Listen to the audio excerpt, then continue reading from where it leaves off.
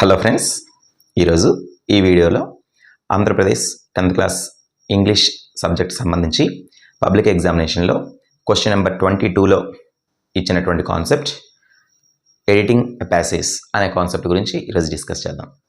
So ఈ concept అనేది public ఎగ్జామినేషన్లో మన ప్రోజ్ లెసన్స్ సంబంధించినటువంటి అన్ని యూనిట్స్ కూడా కవర్ చేస్తూ జనరల్గా కూడా ఒక పారాగ్రాఫ్ అనేది ఇవ్వడం జరుగుతుంది. సో కాన్సెప్ట్ టైటిల్ ఏంటంటే ఎడిటింగ్ ఎ ప్యాసేజ్. ఎడిటింగ్ ఎ ప్యాసేజ్ అంటే ఒక పారాగ్రాఫ్ నీకు ఇవ్వడం జరుగుతుంది. ఆ పారాగ్రాఫ్లో ఎక్కడైనా ఒక 4 పదాలు తీసుకొని ఆ 4 పదాల కింద అండర్లైన్ చేస్తాడు. ఆ అండర్లైన్ చేసినటువంటి వర్డ్స్ అనేవి గ్రామటికల్గా తప్పు. ఆ తప్పుగా ఉన్నటువంటి వర్డ్స్ని కరెక్ట్ చేస్తూ ఆన్సర్స్ అనేది మనం రాస్తూ ఉండాలి. ఇలాగ మనకి 4 వర్డ్స్ అనేవి అండర్లైన్ చేయబడతాయి. ఆ 4 వర్డ్స్ని కూడా కరెక్ట్ చేసుకుంటే మనకి 4 మార్క్స్ అనేవి పబ్లిక్ ఎగ్జామినేషన్లో అలాట్ చేయడం జరుగుతుంది. అయితే ఈ అండర్లైన్ చేసిన వర్డ్స్ అనేవి ఏ గ్రామటికల్ కాన్సెప్ట్ ప్రకారంగా తప్పులు ఉంటాయి, ఆ తప్పుల్ని మనం ఎలా కరెక్ట్ చేయాలి అనేది ఒకసారి ఈ వీడియోలో డీటెయిల్డ్గా డిస్కస్ చేద్దాం. సో ఫస్ట్ ఒక పారాగ్రాఫ్ ఇచ్చిన తర్వాత పారాగ్రాఫ్లో అండర్లైన్ చేసిన వర్డ్ ఇక్కడ చూపించినటువంటి ఈ టాపిక్స్కి సంబంధించి తప్పు ఇవ్వచ్చు. ఆ తప్పుల్ని మనం కరెక్ట్ చేసి ఆన్సర్స్ అనేవి చేయాలి. ఏంటి తప్పు ఇవ్వచ్చు? ఫర్ ఎగ్జాంపుల్ పారాగ్రాఫ్లో ఒక వర్డ్ అండర్లైన్ చేస్తున్నాడు కదా, ఆ అండర్లైన్ చేసిన వర్డ్ అనేది టెన్సెస్ తప్పు ఇవ్వచ్చు. టెన్సెస్ అంటే ఎలా తప్పిస్తాడు? పారాగ్రాఫ్ అంతా ప్రెజెంట్ టెన్స్లో ఉంటే దానికి ప్రెజెంట్ ఫామ్ సంబంధించినటువంటి వర్బ్ మాత్రమే రాయాలి. కానీ వాడు పాస్ట్కి సంబంధించిన వర్బ్ ఇవ్వచ్చు, ఆ వర్బ్ కింద అండర్లైన్ చేస్తాడు. అది తప్పు కాబట్టి దాన్ని మనం ప్రెజెంట్ టెన్స్లోకి మార్చుకోవాలి.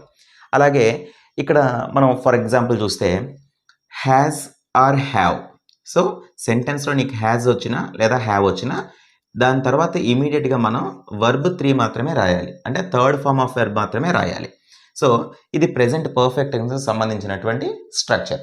సో సెంటెన్స్లో హ్యాజ్ కానీ హ్యావ్ కానీ ఉందంటే దాని తర్వాత ఇమీడియట్గా మనం థర్డ్ ఫామ్ ఆఫ్ వర్బ్ని మాత్రమే యూజ్ చేయాలి. సో మరి హ్యాజ్ ఎప్పుడు పెట్టాలి, హ్యావ్ ఎప్పుడు పెట్టాలి సార్ అంటే అది కంప్లీట్గా సబ్జెక్ట్ మీద బేస్ అయి ఉంటుంది. సబ్జెక్ట్ అనేది ఐ కానీ వి యు దే ఈ సబ్జెక్ట్లో వచ్చినప్పుడు మాత్రమే హ్యావ్ మనం వాడాల్సి ఉంటుంది.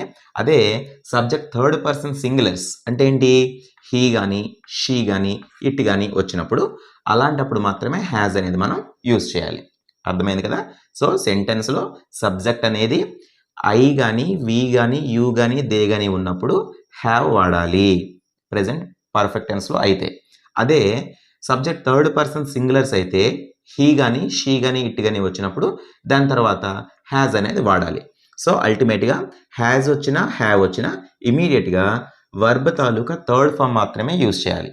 ఇది ప్రెజెంట్ పర్ఫెక్ట్ సంబంధించినటువంటి ఒక స్ట్రక్చర్.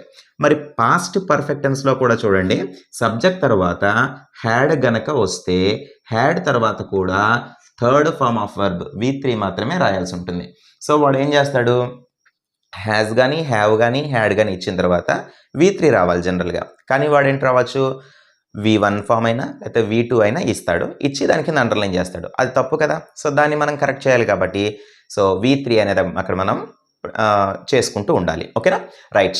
అలాగే కొన్ని సందర్భాల్లో డూ కనిపించిన దానికి నెగటివ్గా డోంట్ రాసిన, డస్ రాసిన లేదా డజంట్ వచ్చిన, డిడ్ వచ్చిన, డిడెంట్ వచ్చిన ఈ హెల్పింగ్ వర్బ్స్ తర్వాత ఖచ్చితంగా V1 ఫామ్ మాత్రమే రాయాలి. అర్థమైందా? ఐ డూ నాట్ గో అయితే ఐ డూ గో ఇలా మనం చెప్పచ్చు. సో డూ వచ్చిన, డోంట్ వచ్చిన, డజ్ వచ్చిన, డజంట్ వచ్చిన, డిడ్ వచ్చిన, డిడెంట్ వచ్చిన దాని తర్వాత కూడా first form of verb V1 మాత్రమే రాయాలి. ఓకేనా? నెక్స్ట్ అలాగే కొన్ని మోడల్ ఆక్సిలరీస్ ఉంటాయి. మోడల్ ఆక్సిలరీస్ అంటే ఏంటి? Will, would, shall, should, can, could, may, might, must ఇలాంటివన్నీ కూడా వీటిని మనం మోడల్ ఆక్సిలరీస్ అంటాం. సో సెంటెన్స్లో ఎక్కడైనా మోడల్ ఆక్సిలరీస్ వచ్చాయంటే మోడల్ ఆక్సిలరీస్ తర్వాత కూడా V1 మాత్రమే రాయాలి, వేరే ఫామ్ అనేది రాయకూడదు. అర్థమైంది కదా? సో అలాగే కొన్ని సందర్భాల్లో 2+V1 దీన్నే టు ఇన్ఫైనిటివ్ అని కూడా అంటాం. సో ఎక్కడైనా 2 వచ్చిందంటే 2 తర్వాత మనం పెట్టాల్సిన వర్బ్ ఫామ్ ఏంటంటే V1 మాత్రమే రాయాలి తప్ప వేరే ఏ ఫామ్ ఆఫ్ వర్బ్ కూడా రాదు, V1 మాత్రమే రాయాలి. సో ఇవి వర్బ్కి సంబంధించినటువంటి మిస్టేక్స్ అనేవి ఇలా ఇస్తాడు మనకి. సో వీటిని బేస్ చేసుకొని వర్బ్ ఫామ్, థర్డ్ ఫామ్ ఎలాంటి హెల్పింగ్ వెర్బ్స్కి V3 వాడాలి, సో ఎక్కడ మనకి V1 వస్తుంది అనేది జాగ్రత్తగా చూసుకుంటూ ఉండాలి. సో ఈ కాన్సెప్ట్ పైన కూడా మనకి తప్పు ఇచ్చే అవకాశాలు ఉంటాయి. ఆ తప్పుని కరెక్ట్ చేస్తూ ఆన్సర్ రాయాలి. ఓకే, సో నెక్స్ట్ టెన్సెస్ మాత్రమే కాకుండా సబ్జెక్ట్ వెర్బ్ అగ్రిమెంట్ మీద కూడా మనకి మిస్టేక్ అనేది ఇస్తాడు. ఆ మిస్టేక్ని మనం కరెక్ట్ చేయాలి. సబ్జెక్ట్ వెర్బ్ అగ్రిమెంట్ అంటే ఏంటి? సబ్జెక్ట్ సింగులర్లో ఉండేటప్పుడు వెర్బ్ కూడా సింగులర్లోనే ఉండాలి. అదే సబ్జెక్ట్ ప్లూరల్ ఇచ్చినప్పుడు వెర్బ్ కూడా ప్లూరల్లో ఉండాలి. సో దీన్ని మనం ఏంటంటామంటే సబ్జెక్ట్ వెర్బ్ అగ్రిమెంట్ అంటాం. ఓకేనా? ఫర్ ఎగ్జాంపుల్ దే వచ్చింది కాబట్టి దే అనేది ప్లూరల్. దే అనే ప్లూరల్కి వెర్బ్ ఫామ్ ఏం పెట్టాలి? ప్లూరల్ వెర్బ్ పెట్టాలి. ప్లూరల్ వెర్బ్ ఏంటవుతుంది? ప్రెజెంట్ ఫామ్లో అయితే ఆర్ రావాలి, they are.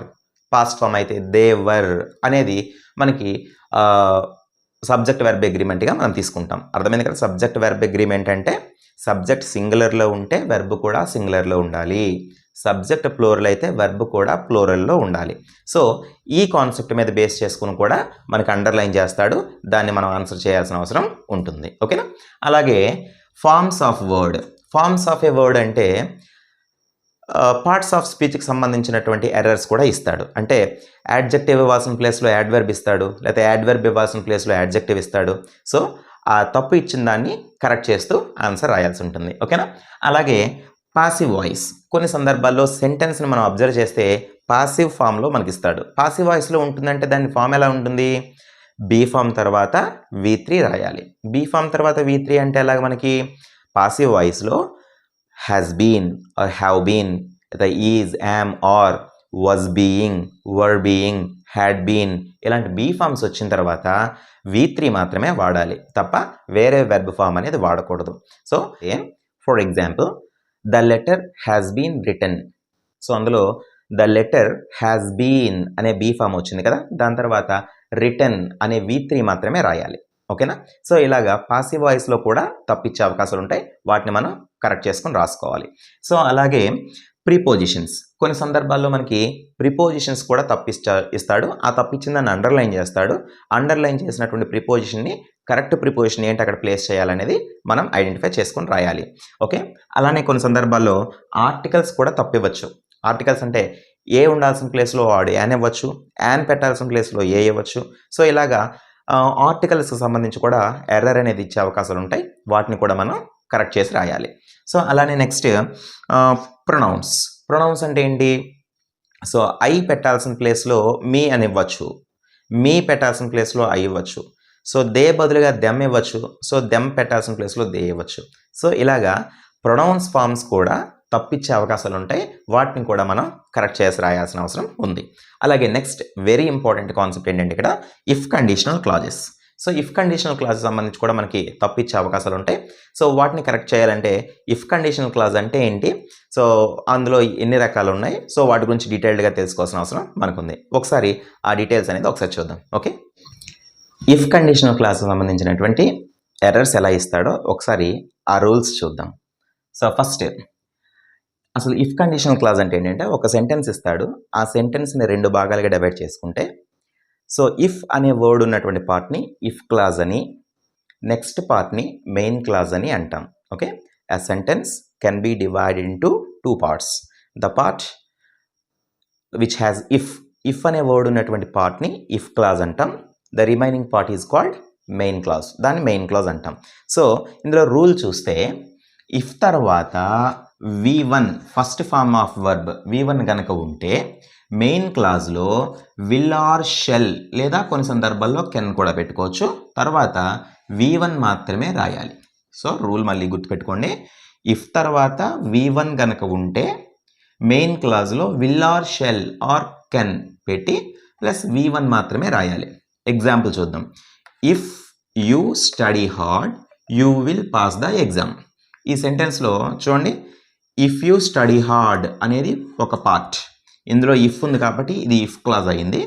You will pass the exam అనేది ఇంకొక పార్ట్. దీన్ని మెయిన్ పార్ట్ అంటాం లేదా మెయిన్ క్లాజ్ అంటాం. సో యాజ్ పర్ రూల్ ప్రకారంగా చూస్తే ఇఫ్ తర్వాత యూ అనే సబ్జెక్ట్ తర్వాత చూడమ్మా స్టడీ అనే వర్బ్ 1 ఇచ్చాను కాబట్టి, అంటే ఇఫ్ తర్వాత వర్బ్ 1 వచ్చింది కాబట్టి మెయిన్ క్లాజ్లో will or shall or can పెట్టి పాస్ అనే V1 మాత్రమే రాయాలి. అర్థమైంది కదా? సో వాడు పారాగ్రాఫ్లో ఏమవ్వచ్చు, ఇఫ్ తర్వాత V1 ఇచ్చేసి సెంటెన్స్ని కంటిన్యూ చేస్తూ మెయిన్ క్లాజ్లో యూ తర్వాత విల్ ప్లస్ V1 ఇవ్వాలి కదా. ఇలా కాకుండా వాడు మార్చేయచ్చు. సో పాస్కి V1 కాకుండా V2 ఇవ్వచ్చు.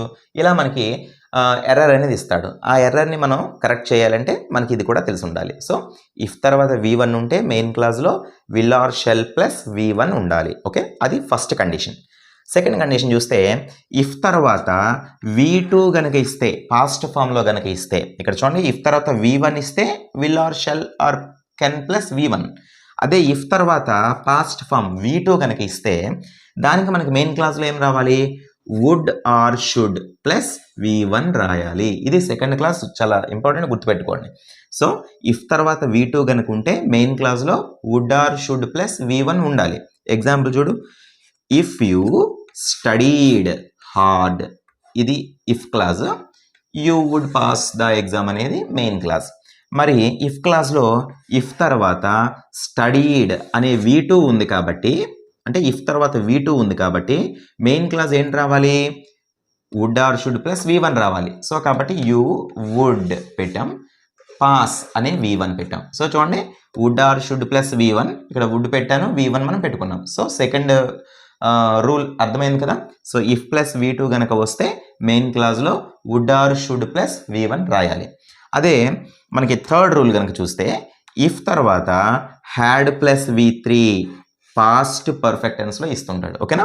So if plus had plus V3 కనుక ఇస్తే మెయిన్ క్లాస్లో would have or should have plus V3 మాత్రమే రాయాలి అక్కడ. సో ఆ డిఫరెన్స్ చూసుకోండి. ఇఫ్ తర్వాత V1 ఉంటే will or shall plus V1, if తర్వాత V2 ఉంటే would or should plus V1, if తర్వాత హ్యాడ్ ప్లస్ V3 ఇస్తే మెయిన్ క్లాస్లో would have or should have plus V3 రాయాలి. అది గుర్తుపెట్టుకోండి. Example, if you studied hard, ఇది if clause, you would have passed the exam, ఇది main clause. So ఇక్కడ చూడండి ఇఫ్ తర్వాత హ్యాడ్ ప్లస్ స్టడీడ్ అనే V3 ఇచ్చాను, హ్యాడ్ ప్లస్ V3 ఇస్తే మెయిన్ క్లాస్లో వుడ్ హ్యావ్ పాస్డ్ అనే మూడో రూపం V3 అనేది రాసుకున్నాం. అర్థమైంది కదా. Would have or should have plus V3 కాబట్టి V3గా పాస్డ్గా మనం రాసుకున్నాం. అర్థమైంది కదమ్మా. ఇది థర్డ్ రూల్. అండ్ ఇందులోనే ఇంకొక రూల్ ఉంది. ఆ రూల్ ఏంటంటే ఇఫ్ తర్వాత ఐ అనే సబ్జెక్ట్ ఇచ్చి ఐ తర్వాత వర్ ఇస్తాడు. ఇఫ్ ఐ వర్, ఐ తర్వాత ఇక్కడ వజ్ రాదు, సింగులర్ కానీ సింగులర్ వర్బ్ రాదు, వర్ వస్తుంది. ఎందుకంటే ఇది ఇమేజ్ చేసుకుంటాడు, రియల్ కాదు. ఇఫ్ ఐ వర్ అని ఇస్తే దానికి మెయిన్ క్లాస్లో వుడ్ ప్లస్ V1 అనేది రాయాలి. ఎలాగో ఎగ్జాంపుల్ చూద్దాం. If I were a bird, ఇది చూడండి ఇది ఇఫ్ క్లాస్, ఇఫ్ తర్వాత ఐ ఇచ్చాను, ఐ తర్వాత వర్ వచ్చింది. ఓకేనా. If I were a bird, నేనే కనుక పక్షిని అయితే I would fly in the sky, నేను ఆకాశంలో ఎగిరేవాడిని. సో ఇక్కడ ఐ తర్వాత వుడ్ ప్లస్ ఫ్లై అనే V1 పెట్టుకున్నాం. అర్థమైంది కదా.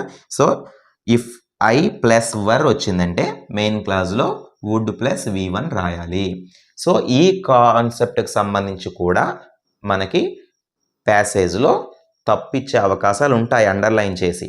వాటిని కరెక్ట్ చేయాలంటే మనకి ఇది కూడా తెలిసి ఉండాలి. అర్థమైంది కదా. 4 కండిషన్స్, ఇవి కూడా చాలా అవసరం. సో ఇంతవరకు మనం ఎడిటింగ్ ఎ ప్యాసేజ్ అనే కాన్సెప్ట్లో వాడు తప్పులు ఎక్కడ ఇస్తాడు, ఎలా ఇవ్వచ్చు, వాటిని మనం ఎలా కరెక్ట్ చేసి రాయాలి అనే విషయాన్ని మనం తెలుసుకుందాం. సో ఇప్పుడు ఒక ఎగ్జాంపుల్ తీసుకొని ఆ పారాగ్రాఫ్ని ఎడిట్ చేసి చూద్దాం. ఓకే. ఈ ఎడిటింగ్ ప్యాసేజ్ సంబంధించి ఒక ఎగ్జాంపుల్ చూద్దాం. సో ఇక్కడ మనకి ఇలా ఒక ఎగ్జాంపుల్ ఇవ్వచ్చు ఒక పారాగ్రాఫ్ రూపంలో. సో ఒకసారి చూద్దాం. I don't mean that some peoples కింద అండర్లైన్ చేశాడు. సో అండర్లైన్ చేశాడంటే ఇది ఎర్రర్, తప్పు. దీన్ని మనం కరెక్ట్ చేయాలి. చూద్దాం. Are born clear headed and is అనే దాని కింద కూడా అండర్లైన్ చేశాడు, అది కూడా తప్పు. దాన్ని మనం కరెక్ట్ చేద్దాం. సో అలాగే natural writers whereas others are naturally fuzzy and will never wrote అనే దాని కింద కూడా అండర్లైన్ చేశాడు, కరెక్ట్ చేయాలి. Well, thinking clearly was was కింద అండర్లైన్ చేశాడు, ఇది కూడా తప్పు, దీన్ని కరెక్ట్ చేయాలి. A conscious act that writers must forced కింద అండర్లైన్ చేశాడంటే ఇది కూడా తప్పు, దీన్ని మనం కరెక్ట్ చేయాలి. So on themselves as if they were working on any other project that requires logic, makes shopping list or doing and algebra problems. ఇక్కడ makes కింద అండర్లైన్ చేశాడు, ప్రాబ్లమ్స్ కింద కూడా అండర్లైన్ చేశాడు. అవి గ్రామటికల్గా తప్పు, వాటిని ఇప్పుడు మనం కరెక్ట్ చేద్దాం. కరెక్ట్ చేయాలంటే ఫస్ట్ అసలు సెంటెన్స్ చూస్తే, పారాగ్రాఫ్ చూస్తే ఇందులో I don't mean that some peoples are అని ఇచ్చాడంటే ఇక్కడ డోంట్ వచ్చింది, ఆర్ ఇచ్చాడు, ఇవన్నీ ప్రెజెంట్ యాక్షన్స్కి సంబంధించినటువంటి వర్డ్స్. సో కాబట్టి పారాగ్రాఫ్ అంతా కూడా ప్రెజెంట్ టెన్స్లో ఉంది అనే ఒక కామన్ పాయింట్ మనకు అర్థమవుతుంది. సో ప్రెజెంట్ టెన్స్లో చూస్తే I don't mean that some peoples ఎందుకు తప్పైంది? పీపుల్ అనే వర్డే ప్లూరల్, దానికి మళ్ళీ ఎస్ చేర్చి పీపుల్స్ అనే ప్లూరల్ పెట్టాల్సిన అవసరం లేదు. పీపుల్స్ అనేది ప్లూరల్ కాదు, people its self plural, people అంటేనే ప్లూరల్. సో కాబట్టి మళ్ళీ ఇక్కడ ఎస్ చేర్చాల్సిన అవసరం లేదు. సో కరెక్ట్ ఆన్సర్ ఏంటవుతుందంటే people. Okay, only people. Are people plural కాబట్టి ఆర్, సో ప్లూరల్ ఫామ్ మనకి ఇచ్చాడు. So people are born clear headed and is అనేది ఇచ్చాడు చూడండి, ఇక్కడ తప్పు. ఎందుకు తప్పు అయిందంటే పీపుల్ అనే ప్లూరల్ గురించి మాట్లాడుతున్నా కాబట్టి ప్లూరల్ సబ్జెక్ట్కి ప్లూరల్ వెర్బ్ ఉండాలి. ఇంతకుముందు మనం చెప్పుకున్నాం సబ్జెక్ట్ వెర్బ్ అగ్రిమెంట్లో. సో ఇక్కడ పీపుల్ అనే సబ్జెక్ట్ ప్లూరల్లో ఉంది కాబట్టి ఈజ్ కాదు, దీనికి ప్లూరల్ ఫామ్ ఏంటి రావాలి? ఆర్ అనేది రావాలి. ఓకేనా? So and are therefore natural writers whereas others are naturally fuzzy and will never wrote. ఇక్కడ చూడండి, will never wrote అనేది V2 కానీ తప్పు. ఎందుకు తప్పు అయింది? will అనేది ఒక మోడల్ ఆక్సిలరీ, ఇంతకుముందు చెప్పుకున్నాం కదా, మోడల్ ఆక్సిలరీస్ ఎక్కడ వచ్చినా సరే వాటి తర్వాత V1 మాత్రమే రావాలి. అంటే will, would, shall, should, can, could, may, might, must ఇవన్నీ కూడా మోడల్ ఆక్సిలరీస్ అవుతాయి. వాటి తర్వాత వెర్బ్ ఎప్పుడు కూడా V1 మాత్రమే ఉండాలి, V2 కాదు. సో కాబట్టి ఇక్కడ రోట్ కాదు, ఇక్కడ సరైన ఆన్సర్ ఏంటవుతుందంటే రైట్ అనేది అవుతుంది. V1 రాస్తాం. ఓకేనా? And right well. Thinking clearly was. ఇక్కడ చూడండి, ఈ హెల్పింగ్ వెర్బ్ వజ్ ఇచ్చాడు. వజ్ అనేది పాస్ట్ టెన్స్లో కదా రావాలి, కానీ మనకి ఇచ్చిన పారాగ్రాఫ్ అంతా కూడా ప్రెజెంట్ టెన్స్ కాబట్టి ఇక్కడ వజ్ రాకూడదు, దీనికి ప్రెజెంట్ ఫామ్ ఏంటవుతుంది? ఈజ్ అనేది రాయాలి. Okay, thinking clearly is a conscious act that writers must forced. ఇక్కడ కూడా చూడండి, మస్ట్ అనేది కూడా ఒక మోడల్ ఆక్సిలరీ. మోడల్ ఆక్సిలరీ తర్వాత V1 రావాలి, కానీ ఫోర్స్డ్ అనే V2 ఇచ్చాడు. ఫోర్స్డ్ కాదు రావాల్సింది, ఫోర్స్. V1 రావాలి. ఓకేనా? ఫోర్స్ అనే V1 రావాలి. On themselves as if they were working on any other project that requires logic. ఇంతవరకు ఓకే. ఈ పార్ట్ చూడండి, makes shopping list. Makes shopping list అంటే ఈ సెంటెన్స్ వెర్బ్తో స్టార్ట్ చేశాడు. సెంటెన్స్ వెర్బ్తో స్టార్ట్ చేయకూడదు కదా. ఒకవేళ వెర్బ్ని సబ్జెక్ట్ ఫామ్గా రాయాలంటే ఇది వెర్బ్ ఫామ్గా కాకుండా జెరండ్గా రాయాలి. సో జెరండ్గా రాయడం వల్ల ఏంటవుతుంది? నౌన్గా యాక్ట్ చేస్తుంది. సో కాబట్టి మేక్స్ అనేది కాదు, దీన్ని జెరండ్గా మార్చుకుంటే మేకింగ్. సో మేకింగ్ పెట్టడం వల్ల ఇది నౌన్ ఫామ్గా మారింది. సో నౌన్గా పెట్టుకోవచ్చు. So making shopping list or doing and algebra problems. ఇందులో ప్రాబ్లమ్స్ కింద అండర్లైన్ చేశాడంటే ఇది ప్లూరల్లో ఉంది. ప్లూరల్గా తప్పు ఎందుకు అయింది? ఇక్కడ చూడండి ఏమి ఇచ్చాడు? యాన్ అనే ఆర్టికల్ ఇచ్చాడు. అంటే సింగులర్ సబ్జెక్ట్ ఉంటేనే కదా ఏ కానీ యాన్ కానీ వాడాలి. సో మరి యాన్ అంటే ఒక అంటే ప్రాబ్లం రావాలి తప్ప ప్రాబ్లమ్స్ అనేది కాదు కదా. సో కాబట్టి ఇక్కడ ప్రాబ్లమ్స్ కాదు, ప్రాబ్లం అనేది ఆన్సర్ అవుతుంది. సో ఇలాగా ఇక్కడ నేను చాలా వర్డ్స్ వరకు అండర్లైన్ చేసి మీకు ఈజీగా అర్థం అవడం కోసం ఎక్కువ ఎర్రర్స్ని తీసుకున్నాను. పబ్లిక్ ఎగ్జామినేషన్లో మనకి ఏంటంటే 4 ఎర్రర్స్ మాత్రమే ఇస్తాడు. ఓకేనా? సో అర్థమైంది కదా ఎలా మనం కరెక్ట్ చేసుకున్నాము. సో ఈ ప్రకారంగా కనుక చేసుకుంటే డెఫినెట్గా పబ్లిక్ ఎగ్జామినేషన్లో 4 మార్క్స్ అనేవి ఈ కాన్సెప్ట్ నుంచి మనకు వస్తుంది. Okay, thank you.